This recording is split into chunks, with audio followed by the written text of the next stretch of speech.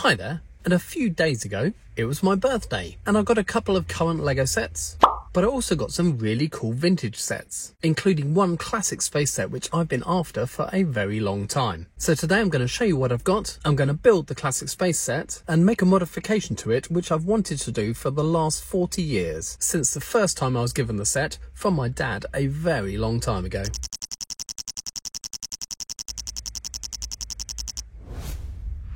So my family were wonderfully generous to me this year and I got lots of lovely LEGO sets. And I just worked out this year I got items spanning 7 decades of LEGO, as well as 2 sets which you can still currently buy at the moment. I got a set of trees from 1966, I got a town set from 1978, I got a vintage catalogue from 1980, and of course that classic space set from 1984, which I originally had as a kid myself, but a lot of my childhood LEGO was given away, and it's one set which I've been trying to reacquire for quite a few years now. So many thanks to my family. I'll show you what I've got. But just before I do, as always, a big shout out to my channel members. Thank you so much for your support. And if you're interested in getting your name on a brick at the start of my videos, you can click on the join button below or the link in the description and find out how. But on to the birthday presents. Now the first of the 2 current sets which I got is 60419, which is called Police Prison Island. Now Mrs. Minifig Jez is amazing at looking at my wanted list and finding bargains. And I know that this one is currently quite heavily discounted on Amazon at the moment. And I wanted it because I thought when I eventually build my LEGO city, I thought it'd be quite cool to have an Alcatraz style prison out in the water. But like most city sets of this style, this is open backed, which won't look quite so good out on an island in the middle of the water. So a while back I actually already bought one of these, but I thought when I follow the instructions building this one, I can build it in mirror image like I did with the family house and the modern house. And then the 2 of them can be joined together back to back and make a complete island. It's got a few cool play features. Under the bunk bed in this cell there's a trapdoor, and in the rockwork below there's a friend of one of the inmates ready to help them break out. And you can see the greenery gets pushed to one side, the cart comes flying out, but I'm not entirely sure how well that cart is going to fare in the middle of the ocean. There's also another secret trapdoor in the recreation yard, and that leads to a drainage pipe straight out into the water, although they don't seem too worried about the shark warning signs. So that's the first of the 2 current sets, and the second one is set 76453, which is called Malfoy Manor. Now I didn't get this one because I'm a particularly huge Harry Potter fan, but I do collect minifigures and you get a massive selection in this set, including some unique versions and ones that don't come in many other sets. But as well as the minifigures, for a minifig scale building, this one looks really good. Now like the Prison Island and lots of other LEGO sets, this is open backed. It's also fairly thin, with the main area only being about 6 bricks deep, but it wouldn't take much to finish off those towers, extend the walls slightly, and make this a really nice looking manor house for a LEGO city. So that's the fairly normal stuff out of the way. Time to take a look at the vintage stuff. And the first vintage set is set 430, and it was called 6 Trees and Bushes. And from that name you can probably guess what was inside. Now this obviously isn't the original box, but inside we don't just have 6 trees and bushes, we actually have 8. Now I imagine that most people will be very familiar with these 2 trees which LEGO brought out in the late 70s. Now I imagine that most people are very familiar with these trees which were incredibly popular in the late 70s and the 80s. But these are the 6 trees that we had before that. And you can see my 2 extra ones are the pine tree and the bush. Now like their modern counterparts, these had anti-studs underneath so they could easily sit on studded bases. However, unlike their replacements, the newer ones were very flexible plastic. However, these are very solid and brittle and were prone to breaking around the trunk area. So I'm really pleased to get a complete set of all 6 trees which are intact. Now like I say, I don't have a box of them, however it was of this era when LEGO came in small supplemental sets which were called LEGO the Building Toy. This is a set of road signs and there was a very similar box for the trees. However, this set from 1966 wasn't even the first set of trees that LEGO made. That was this set from 1958. Now I've had this a while, and it's set 230, and they look very similar on the picture on the box. And if I line up the 1950s versions in front of the 1960s counterparts, you can see the difference is that none of these were able to stick onto studded base plates. They all had completely flat bases, and that's because they came from an era when a lot of the base plates in LEGO were just cardboard with no studs on them. So I presume LEGO thought there was no reason to put anti-studs underneath so they could click onto a base plate. I absolutely love vintage LEGO, and I've got several videos about these supplemental sets on my channel. But after having the 1950s versions for a while now, I'm really pleased to get the slightly updated 1960s versions. So moving my birthday presents on from the 60s onto the 80s, I got this really good example of a 1980 catalogue. So it starts off looking at Duplo, Then it moves on to basic sets, which are just classic bricks. Then it moves on to some advanced basic sets and what they call their new supplementary boxes. Then down in the corner it says Lego ships that float, and I vividly remember getting that red firefighter boat for a birthday many years ago.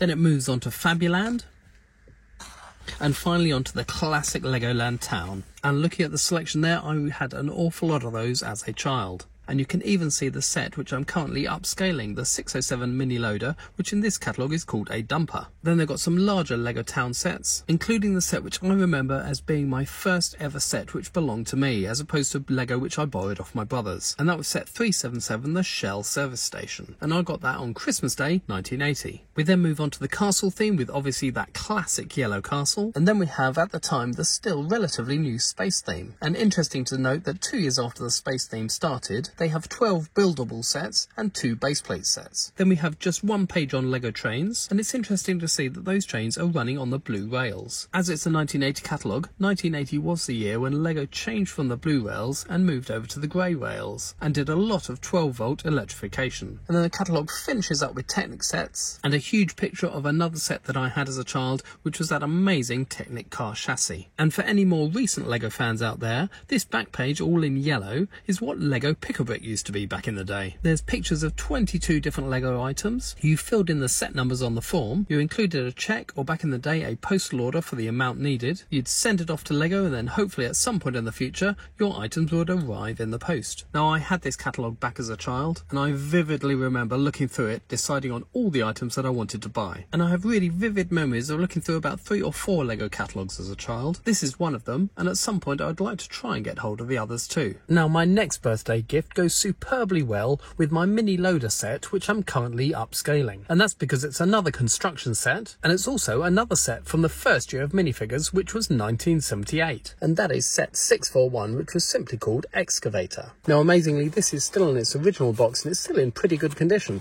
And also, the person who owned it before me opened it in the way that I do, in that they cut along the glue lines instead of using that push tab, which as soon as you use it, it destroys the box. And for a set which is 47 years old, everything inside is in remarkably good condition. So let's get it all out to have a look at. And here's everything that was inside, and the first thing to note is that I've got an extra minifigure. And this isn't one of the 1978 minifigures, this is one of the earlier ones, and it's in remarkably good condition. There's no scratches or scuffs or anything, but these are the early minifigs before they had articulated arms and legs, and before they had printed faces. So it's great that I've got another one of those for my collection. The actual minifig that came in the set is remarkably similar to the one from the mini loader. It's got that striped vest, which I'm busily building in my upscale version. He just has a different coloured body and legs, and strangely enough, it's the same colour as the stand-in figure I'm using from the upscaled minifig set, which Lego made. But again, the stickers on his printed vest are still in really good condition. We get 2 fairly standard accessories for the time, a pickaxe and a shovel. There's a men at work side and a small barrier to block the road. And there's even the backing for the used sticker sheet, which was applied to the workman's vest and also to the excavator. The instructions are also in perfect condition, with just their factory-made crease down the middle. And after you've made the minifigure, there's only 7 steps to build the excavator. But the only thing I noticed is that the stickers were slightly applied wrong. As you can see on the instructions here, they're meant to cross over 3 plates at the bottom. There's 1 on each side on the corner, but actually the stickers were longer than that, so they actually wrap around onto the back of the excavator as well. And looking at the actual model, the previous owner stuck them on the 2x4 brick at the back. So we've got 1 here and 1 here. They're not wrapping around the corners, they're just applied directly onto the ends of the bricks. So they should have been half onto here and wrapping around onto here. But I can understand why they may not have done that, because once you've stuck it across 3 plates like that, they can never come apart again. And considering that this hinge piece is sandwiched in between them, it probably was preferable to put them on here, and then you could take the excavator apart and rebuild it into other things. Now, I'm in 2 minds whether to leave them as they are or reapply them, add some heat to these, peel the sticker off and apply them where they should have been. For now, I'm going to leave it as it is, but that may be something I do later on, and stick it back on as it should have been in the instructions. Now, I mentioned quite a few videos ago that I'm actually on a mission to try and get every minifigure which was created in the first year of minifigures from 1978. So that's another one that I can tick off my list. And getting the set in the original box is a real plus for me. These boxes with the yellow on top and the blue Legoland logo was such a massive part of my childhood. It's great to see one in such good condition.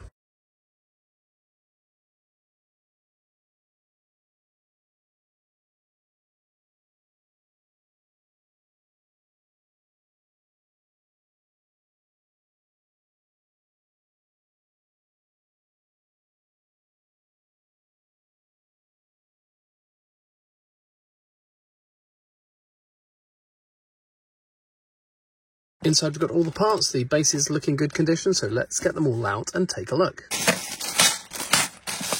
So first, taking a look at the base plates, and they are absolutely immaculate. There's no sort of cracks or missing studs. They're really good condition. They're not discoloured at all, and they're not dirty either. Now, with the many crater base plates that I've got, I've come across two different versions. This is a slightly smoother version. You can see they're a little bit shiny and very smooth. And then to compare it with one of the other base plates I've got here, you can see this one is more textured and rough looking. So they're both the smoother version, you can see there. But both in really good condition. Next, the all-important minifigures, and this set, when I got it as a child, was the first one I ever got with a yellow, a blue and a black minifigure. Up until this set, I'd only ever had red and white ones. So let's get those out and see what condition they're in. So getting these three guys out, they're all in good condition, but two are a lot better than the third. Starting out this end, our black spaceman has got a really good gold logo on his chest. There's no dings or scratches on his torso. Looking at the blue one again, we've got really good gold there. And the yellow one, slightly more faded, so he's less good condition. Also, his arms are a little bit dirty, and also the joints are very, very loose. His arms are a lot more floppy, as are his legs, whereas the other guys the joints are a lot more stiff on those. So three really good quality spacemen, but the two rarer ones, the black and the blue, immaculate logos on those, which I'm really pleased about. Then we've got a big bag of white and grey pieces, a huge bag of blue pieces, and a little bag of transparent pieces. So I've downloaded the instructions to my iPad, and with a little bit of time-lapse, I'm now going to rebuild a set which I first built 41 years ago.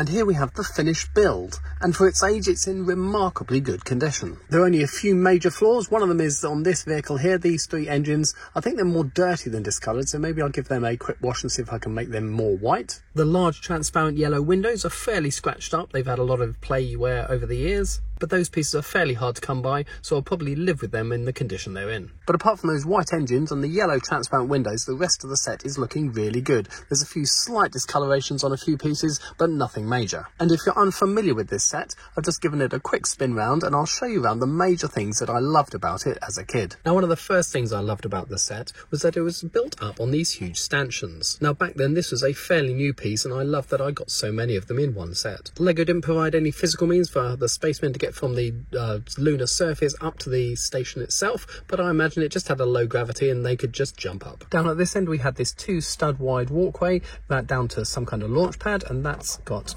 smooth tiles on the top, so the whole thing's built on a hinge brick so that could tilt up for ready for launch. The central area had this rotating chair in the middle, and we had 2 of those classic printed slope pieces. The one that looked more like a TV monitor on this side, and the one that looked more like some sort of scanner on the other side. It was also the first set that I got these roof-like pieces in. Quite often these came in city sets with glass panels that could tilt and were used as roof windows. But in this set I got an absolute ton of them in blue. Being classic space, there was lots of transparent yellow on the roof. We also had this massive antenna array on the roof. As a kid I never really knew what it was meant to be used for, but I just knew it looked really cool. Moving along, we had these standard blue space windows. However, on this set they didn't have the yellow inserts. Back then one of my favourite space sets was my all-terrain vehicle, and those windows on that set did have the yellow inserts, and I always wished that this one did too. So when I finish showing you around, that's something we're going to rectify. But of course the main feature was this rocket launch pad, and the sloped roof pieces opened up, one on either side, and the rocket could come back into the command base, I presume to be worked on or have its payload adjusted, and then it would be rolled out to the end of the slipway down here, ready for launch. But being an 80s kid, I was used to the NASA space shuttle being rolled out of its building and actually travelling miles before it got to its launch pad. And one thing I always wanted to do as a kid was extend this track so the rocket was further away from the building. However, I didn't have any more of these nice smooth blue tiles. So that's the second thing I'm going to rectify today. So first of all, to make these smaller windows match the larger ones, I've got 4 of these transparent yellow classic space windows, and I'm going to pop them in the frames. And I think that looks a lot better, and also just how I wanted it 41 years ago. And also, just for fun, I thought I could fill in the gaps between them with these 1x2 transparent yellow bricks, which gives us some more lovely classic space transparent yellow and encloses the sides completely. Now, if I'd known that I was going to get this for my birthday and that I'd be making a video about it today, I probably would have gone to Bricklink and bought some of the glass pieces which go in these sloped roof lights, and they come in transparent yellow, and I could have enclosed those as well. However, that's quite a rare piece, and it's probably something I need to look out. I won't be able to find 8 from one vendor, so there'll be quite a few orders, but that's something I'll add to my wanted list, and it'll be an update for later on. But what I can do today is extend that track for the rocket. So I've got some 2x2 round bricks for the support. I've got some 1x8 smooth tiles for the rocket to run along, and from that massive haul I got from Gumtree a few weeks ago, I've got a 16x32 old grey base plate. So I'm going to put that between the 2 crater plates, and that'll allow us to extend this before it hits the crater on the other side. So first job, extend the base plate. And this is what it looks like with that 16x32 base plate added in. I left the track where it was relative to the command base, however I left the end stop where it was on the crater plate. And all of a sudden, with all this space, that track looks remarkably small. So the next thing to do is extend that track along to the end stops. And because we added in 16 studs here, that's equivalent to 2 lots of these 1x8 smooth tiles to go along the track. So first thing to do is remove that mechanism which actually stops the rocket from travelling along any further. So get rid of those plates and pull that off. And that needs to go down this end. And we need to add in another 2x2 round brick, then hopefully no, this goes on the other way around, doesn't it? Goes on to there. No need to move that along one brick, like that, and then that sits on top like that. And then the 2 blaster pieces act as the stops for the trolley for the rocket. And then, like I said, because we're extending it by 16 studs, we're going to use 2 lots of 8. So we've got another one of those round bricks. There's our first 8 long extension. Then there's our second. We now need to replace those tiles and add in some more. and I think that looks like a much more suitable length for a rocket launch track. So once the rocket's now been prepped for launch, it can travel a lot further down the track to its launch site, further away from the main command base. And it's been really quite fun that I've been able to implement an idea on my new birthday present, which I actually had 41 years ago. So let me know in the comments below which was your favourite of my 3 vintage sets: the 1960s trees, the 1970s excavator, or the 1980s space command base. If you'd like to support the channel and get your name on a brick at the start of my videos, you can click on that join button or the link in the description and it'll give you all the details. If you've liked this video, please do give it a thumbs up, it really helps me out. But of course, please subscribe for more LEGO videos.